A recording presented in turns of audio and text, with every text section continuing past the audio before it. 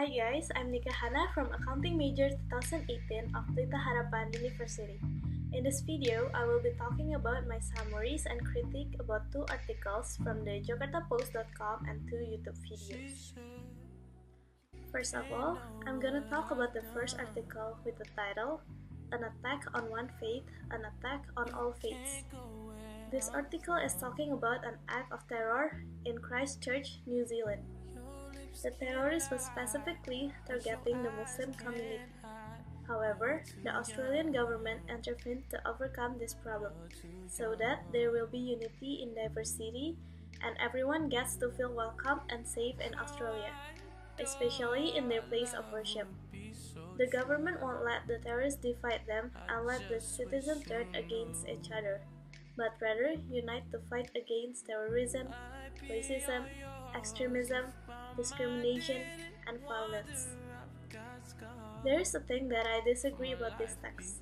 In paragraph 4, it says, the day after the attack, the Prime Minister and Foreign Minister reached out to the Muslim community to convey deep condolences and show solidarity, visiting a mosque, and meeting Muslim leaders including the Grand Mufti and the Australian National Imams Council. Like the idiom, it's no use crying over spilt milk, that maybe most of us already familiar with. The Australian government showed their sympathies and condolences right after the incident happened, even though they could actually prevent all that before it happened. For instance, they can make restriction of weapon use without consent. Next, the second article's title is Should I Move to Sweden to Build My Family?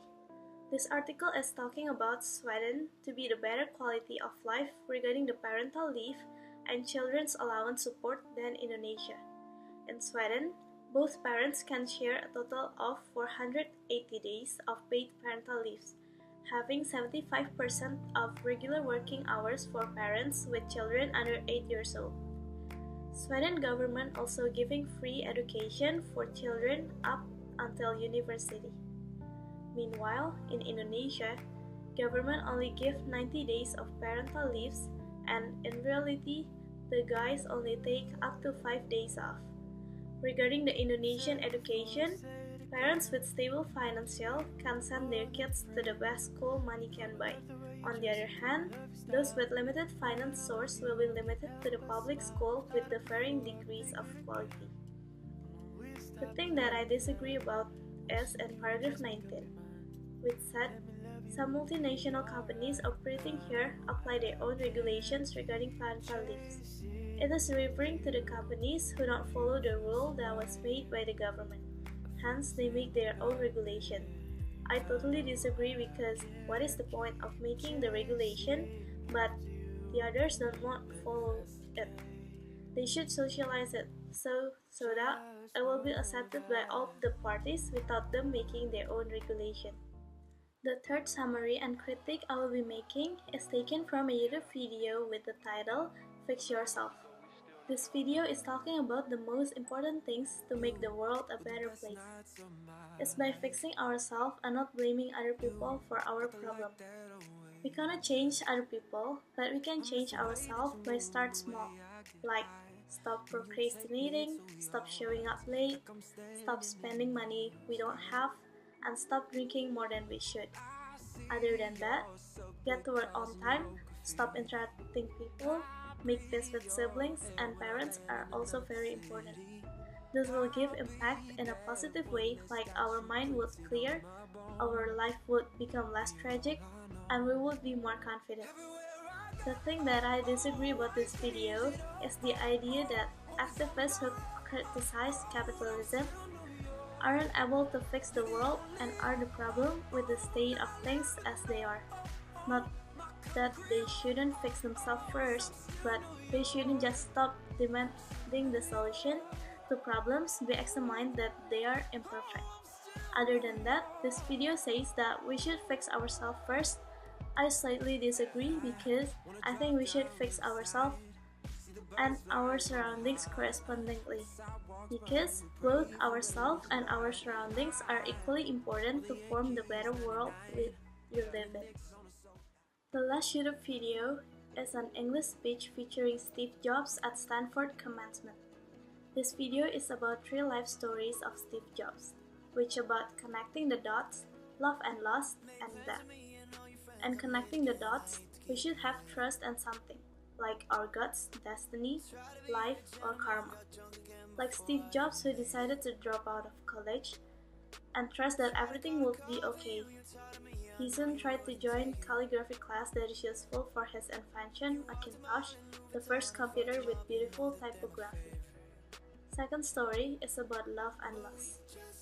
He found the love of his life, started a new company called Max and Pixar, after he got fired from his own company, because the company's vision of future began to diverge and the board of directors did not side with Steve. But Apple bought Max and Steve returned to Apple. The last story is about death. Steve is living his life as if it was his last, so that there is no reason not to follow his heart. Steve was diagnosed with pancreatic cancer and can't live no longer than 3 to 6 months, but turned out he got a rare pancreatic cancer that is curable. Everyone is going to die, but no one wants to die. And actually, death is the best invention of life to form a new one. Steve gave the words that he always wished for himself, which is stay hungry, stay foolish. I don't quite agree when he said, after 6 months, I couldn't see the value in it.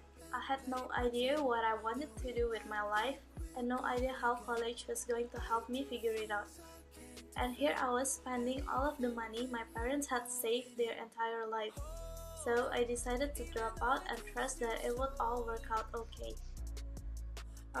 Actually, nothing is wrong with dropping out, but in my opinion, if you just dropped out of college without any backup plans or ideas of what you're going to do with your life, not everyone will be turned out just fine and successful like Steve Jobs, because he's just one in a million. So this is the end of the video. Hope you guys enjoyed it.